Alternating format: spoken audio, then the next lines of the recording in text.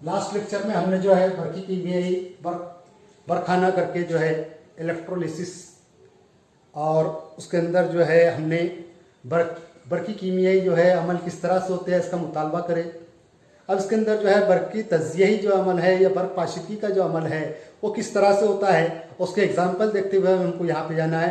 तो सबसे पहले बर्की तज़यी का जो एग्जाम्पल हम देखने आ रहे हैं Faraday's first law of electrolysis. सबसे पहले हमने बर्की तज़यिया देखी। बर्की तज़यिया किसे कहते हैं इलेक्ट्रोलिसिस। लास्ट लेक्चर के अंदर हमने देखे कि आयंस का अपने अपने मुखालिफ बरकीरे के जानिब रागिब होने का अमल जो होता है वो क्या कहलाता है, बर्की तज़यी का अमल कहता है। The movement of ion towards opposite charge electrode that is called as electrolysis. तो यहाँ पर हम इस्तेमाल करने वाले हैं Faraday's first law of electrolysis.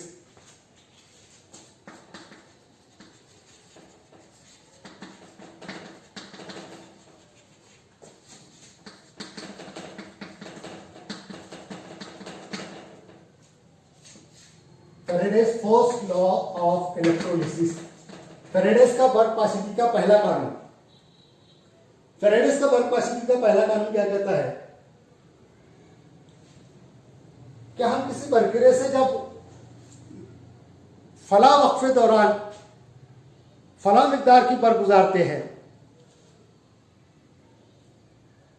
तो वहां पर जो बरकीरे पर जो शय जमा होगी वो जमा होने वाली शय का जो वजन रहेगा वो उससे गुजरने वाली बर्क के रास तनासुब में रहता है। ऐसा मुतालबा फैराडेज करता है।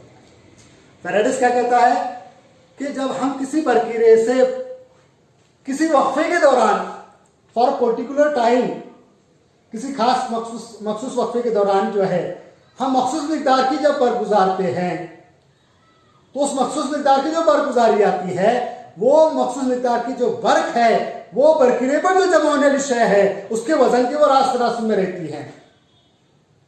फॉर एग्जाम्पल अगर जब वो किसी चांदी के अगर कोई आलात है या चांदी का कोई हमारा दागिना है उसको अगर जब आपको सोने की पॉलिश चढ़ाना है तो हम क्या करेंगे, बर्की तज़यी का अमल करेंगे। बर्की मरमाकारी के अंदर आएगा वो कि हम जो है वहां पर गोल्ड का जो है वहां पर लिक्विड लेंगे और वहां पर जो है जिस चीज के जिस यानी समझो चांदी का हमको लेना है कोई आलात या कोई स्पून वगैरह कोई बर्तन वगैरह जिस पर हमको सोने की लेयर चढ़ाना है तो उसको जो मुखालिफ बरकीरे पे लेंगे फिर वहां पर जो है बर्की तज़यिया होगा और वो सोने के आयंस जो है वहां पर जो है चांदी के इस पर जाकर जमा होगी वहां पर तहवील पाएंगे और सोने की लेयर जो है वहां पर जमा होगी।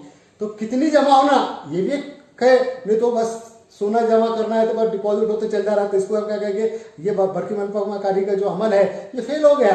एक मखसूस मिकदार में की शय में जाके जमा होना और मखसूस वक्फे के दौरान होना, इसका मुतालबा फैराडेज करता है कि according to Faraday's first law of electrolysis क्या कहता है कि किसी बरकीरे पर जमा होने वाली शय का जो वजन है, कितनी वजन की शय जमा होगी, that wait of substance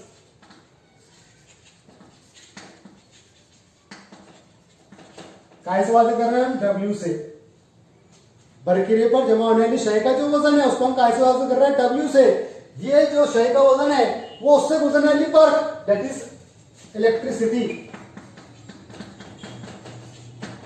electricity को वादे करते Q से। इसको लगे तो कैपिटल W वापर सकते हैं आप, स्मॉल W या कैपिटल W कोई भी चले।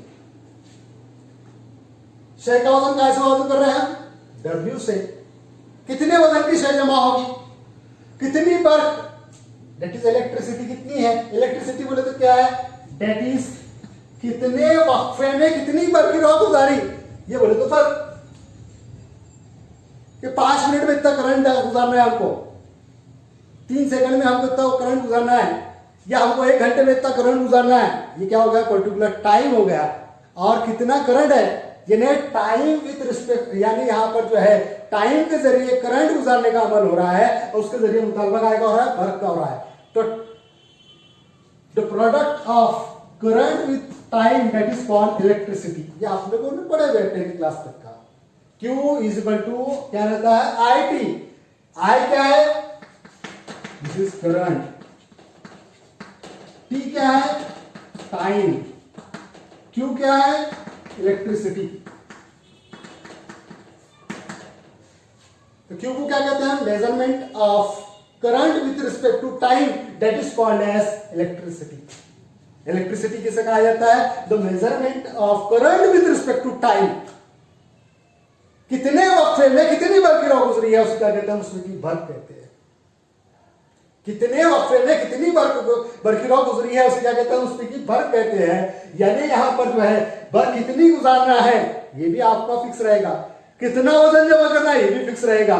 लेकिन यहाँ पे फेरेडेस कहता है बर्की तज्जिए के अमल के दौरान जो यहाँ पर शय जमा होती है उसका वजन W है और उस पर भी बर्क कितनी है, Q है। यहां पर क्या कहता है, a process in which the weight of substance deposited at an electrode is directly proportional to electricity passed through that cell। यानी ऐसा अमल जिसमें बरकिरे पर जो जमा होने वाली शय है उसका वजन जो है उससे गुजरने वाली बर्क वो रास्त तनासुब में रहता है। इसको हम क्या कहते हैं, फेरेडेस का पहला कानून कहते हैं। फेरेडेस ने बर्क की तज्जिया किया और वहां पे क्या बताया कि बरकिरे पे जो शय जमा होगी उसका वो जो वजन है वो उससे गुजरने वाली बर्क के रास्त तनासुब में रहेगा। फेरेडेस फर्स्ट लॉ ऑफ इलेक्ट्रोलिसिस क्या कहता है कि किसी भी बरकिरे पर जो वहां पर जो शय जमा होती है, जमा होने वाली शय का जो वजन होता है उससे गुजरने वाली बर्क वो रास्त तनासुब में रहता है। Faraday's first law of electrolysis says that the weight of substance deposited at an electrode is directly proportional to electricity। यहां पर जो बरकिरे पर जमा होने वाली शय का वजन है वो उससे गुजरने वाली बर्क कैसे रहेगा, रास्त तनासुब में रहेगा। That is Faraday's first law of electrolysis. बर्की तज्जिया अमल के दौरान वो क्या कह रहा है कि किसी बरकिरे पर किसी शय को हमको जमा करना है तो जमा होने वाली शय का जो वजन है उससे गुजरने वाली बर्की कैसे रहेगा, रास्त तनासुब में रहेगा। That is called first law of electrolysis. बर्की तज्जिए का पहला कानून फेरेडेस ने पेश किया। क्या पेश किया कि बरकिरे पर जमा होने वाली शय का जो वजन है उससे गुजरने वाली वो बर्क के रास्त तनासुब में रहेगा। बर्क किसको कहते हैं, इलेक्ट्रिसिटी किसे कहते हैं, the measurement of current with respect to time that is called electricity. आप लोगों ने पढ़े फिजिक्स के अंदर बार बार पढ़ते होंगे आप कि वक्त के साथ साथ बर्की रॉ की पैमाइश की शरह को बर्क कहते हैं। ये आपको पढ़ाया गया है। वक्त के साथ साथ बर्की रॉ जो गुजरती है इसकी जो पैमाइश होती है उसको हम क्या कहते हैं, बर्क कहते हैं, इलेक्ट्रिसिटी कहते हैं। तो Q is equal to IT यहां पर लिया गया। यहां पर रास्त तनासुब बरकिरे पर जमा होने वाली शय का वजन जो है उससे गुजरने वाली बर्क वो रास्त तनासुब में है। रास्त तनासुब हटाए तो क्या आएगा, मुस्तकिल आएगा। यहां पर हम W is equal to Z time Q लेता हूं।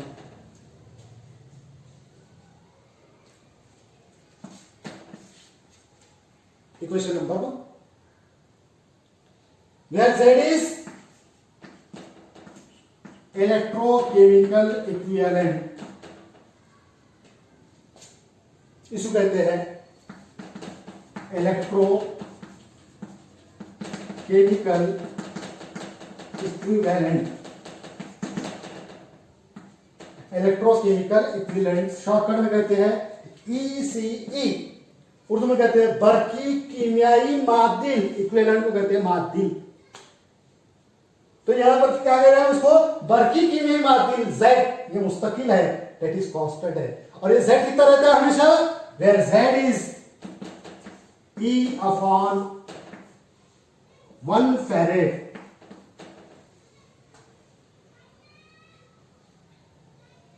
E क्या है, that is equivalent weight of substance। किसी शय का मातिल वजन, तांबा है तो तांबे का मातिल वजन, सोना है तो सोने का मातिल वजन, चांदी है तो चांदी का मातिल वजन, जो भी शय है वहां पर उसका मातिल वजन।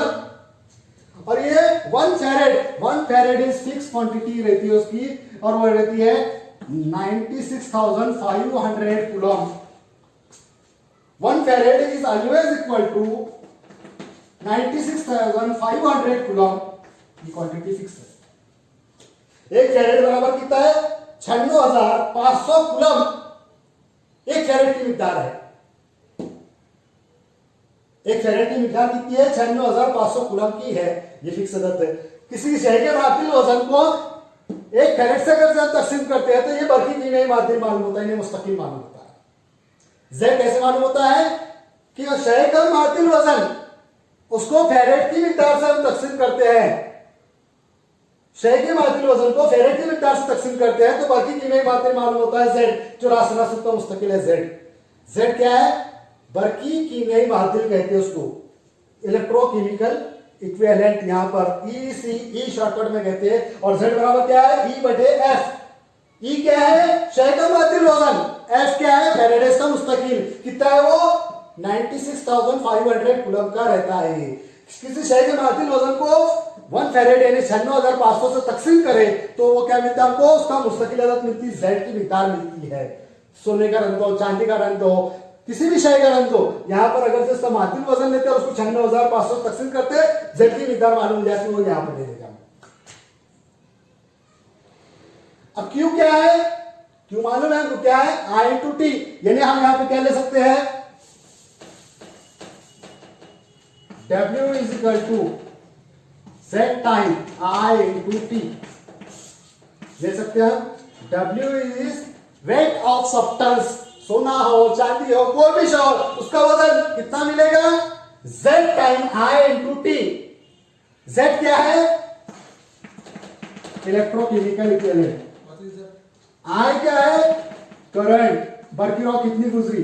T क्या है? कितने वक्फे में गुजरी है, कितने वक्फे में कितनी बरकी रॉ गुजरी, और उसका मातिल कितना है, बरकी कीमियाई मातिल। ये सब हम ले ले तो हमको क्या मिलता है? उसपे का कितनी शय वहां पे जमा हुई, चाहे वो सोना हो, चांदी या और कोई भी शय हो, उसका जमा होने की मिकदार अगर आपको निकालना है तो क्या लेंगे हम? W is equal to Z time IT लेंगे, यानी यहाँ पर जो है बरकी कीमियाई मातिल Z और I उसकी बरकी रॉ और T उसमें का यहाँ पर जो है टाइम, कितने वक्फे में कितनी बरकी रॉ गुजरी है, और उसके मातिल वजन को अगर हम लेते हैं मिकदार को, इनकी मिकदारें अगर से मिलाते हैं या उनको हम Z टाइम IT लेते हैं तो इनके मिकदारों के जरिए हमको मिलता है कितनी शय जमा हुई। वहां पर Z कैसे मिलेगा हमको?